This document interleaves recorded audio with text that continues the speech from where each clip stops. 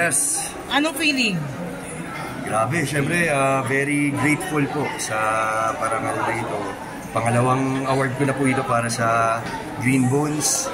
Kaya, ako, maraming salamat po. Sana po marami pang ganito. Nasa Netflix. At nasa Netflix na rin po syempre ang Green Bones. Kaya nakakatuwa dahil ang dami pong hindi nakapanood nung MMFF na ngayon lang nila napanood. Nakakatuwa kasi parang everyday lagi na lang may nagsisend sa akin ng video sa umiiyak sila na para bang sapul sila sa pelikula. So, I'm just very grateful po na naging parte ako ng pelikula na ito. At grabe, sana patuloy po tayo makagawa ng mga ganitong klaseng pelikula. Yun na nga, Rulo. Kasi napakahusay mo sa Green Bones, no?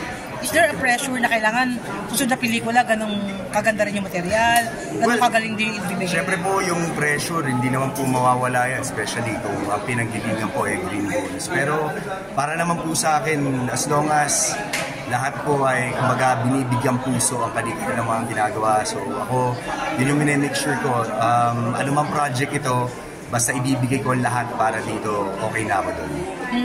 May pera ba share yung kasunod after ng ano?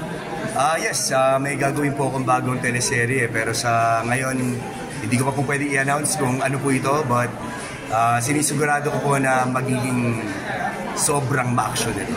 So, abangan po natin. Inaabangan na ng mga tayo pagdating ni Bianca dun sa Sangre. Ano lang feeling bilang boyfriend na ganun? Nakaka-excite kasi ngayon, para nauhook din ako kakapanood ng Sangre.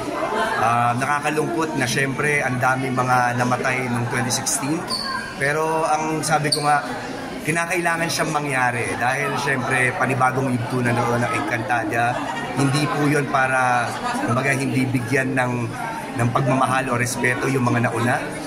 Kundi para magbigay po ng bagong daan para po sa mga bagong generation po ng Sangre. So, I'm looking forward sa paglabas po ni Bianca sa Sangre dahil 2 taon po ito ng buhay niya na talagang dugot pawis ang inalay niya dito. Hindi po na ito naging biro.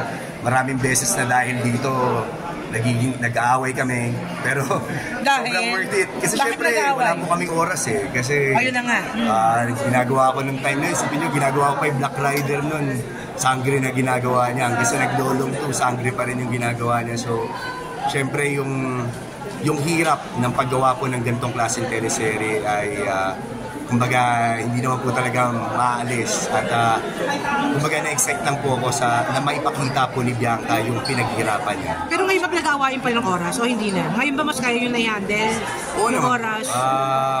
Siguro sa tagal na rin, parang matututo ka na rin na mag-time management, di ba? Siyempre, sa mga una, pag hindi kayo magkakaintindihan, may mga bagay na hindi kayo nagkakaunawaan. Pero I guess yun naman talaga yung dahilan kung bakit kayo nasa isang relationship. Kumbaga pinupunan niyo yung pagkukulang ng isa't isa. True less na lang. Kailan doon kaya i-level up yung relationship? Level up meaning engagement or whatever. Meron na bang bala? Sa akin kasi ano yan eh.